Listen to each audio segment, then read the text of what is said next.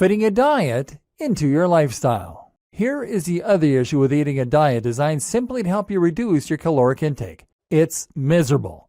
I always say that there's no point in starting any new diet or any new training regime unless you intend to stick with it permanently. If you're going to diet for a month and then go back to your old shape, then what's the point? So whatever diet you're coming up with right now, the first thing you need to ask yourself is whether you can feasibly see yourself following it forever. This is the problem with intermittent fasting diets, and it's a problem with calorie counting. Sure, you can stomach the idea of scanning all your food for a few days, weeks, or even months. But are you really going to be doing this when you're 80? If not, it is not sustainable. And what's the point of going to such effort to count everything you eat when we've already seen that the numbers are really just a guess at best? For most people, this will be an effective tool until it becomes dull and they give up because they're too tired and stressed to stick with it.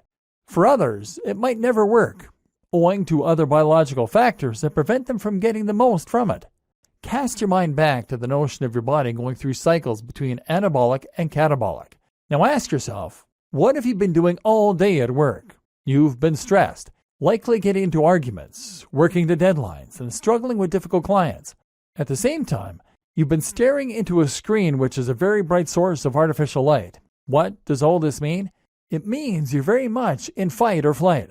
You're very much catabolic. And so when you get home, of course your body is going to revert to anabolic. Not only that, but your blood sugar is likely incredibly low, and you need something to cheer you up, something that will release some serotonin. You need to swing the pendulum back to the anabolic, rest and digest state. And now you're telling me that you're going to eat fish because it has the right number of calories? The good news is that there is a better way. The other factors overlooked by diets. There are many more important factors that often get overlooked by diets too. One of these is the fact that we tend to eat socially. That is to say that we will often eat something because we're with our partners, our families, or our friends. We like inviting people around for meals. We like going out for fancy dinners. And we like surprising our partners with chocolates. If you don't join in with us, then it's actually quite unsocial and we miss out. Again, with all those hormones screaming at you to get some sugar, and now the social pressure of eating out, are you really ordering that salad forever? And yes, there is a simple matter of time and energy. Tracking all your calories takes time and energy, as we've discussed. Those are both factors that are already at a premium. Can you really motivate yourself to count all the calories in that home-cooked meal every day? But most important of all, nutrients.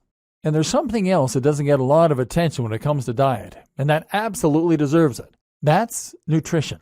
Too many of us view our food as fuel. This is something that the calorie counting approach is very guilty of doing. We look at food as something that we use in order to enable ourselves to keep going and to keep us productive at work. We think of it in terms of something that our body burns in much the same way that a car uses petrol. But food is much more than that. Not only should food be enjoyable and social, as we have already discussed, but it should also be thought of as being the very substance that we are made of. You've heard the expression, you are what you eat, and well, it's true.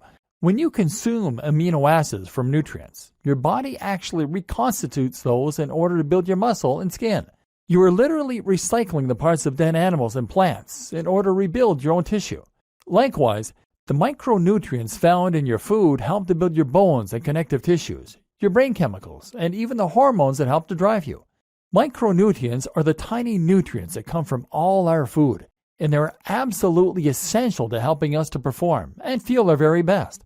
These make us feel more awake, more alert, more happy, and they even help to elevate our metabolism so that we burn more fat. If you're feeling depressed, weak, sluggish, and slow, then there's a good chance that it is actually because you have a deficiency in some kind of essential nutrient. These are nature's sports supplements, and they can be instrumental in helping you get out of the funk you're in. Why modern diets are the worst. And here's another thing to keep in mind. Modern diets are the worst. The big issue with modern diets is that they have essentially hacked the very system our body evolved in order to survive. Remember the way that simple sugars cause a rush of blood sugar, insulin, and serotonin and make us feel great, but then cause us to gain weight? Well, all food manufacturers care about is that first bite, making you feel good. They want to sell more of their crisps, their chocolate bars, and their cakes. And so they have made foods that are practically just sugar.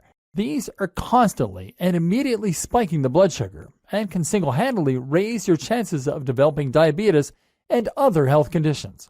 What's worse is that these overly processed foods have removed all of the nutrients that made them so healthy.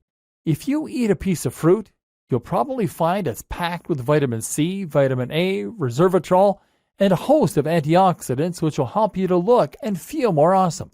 But if you eat a shop-bought sausage roll, then you're barely eating meat. You just eat sugar, trans fat, and salt. Likewise, if you eat a chocolate bar, you spike your sugar but without getting any useful nutrients. Remember, this is the stuff that your feel-good hormones are made out of. This is the stuff that helps to drive your metabolism forward. This is the stuff that rebuilds your wounds. So, is it any wonder that so many of us are burned out, dried up, and exhausted?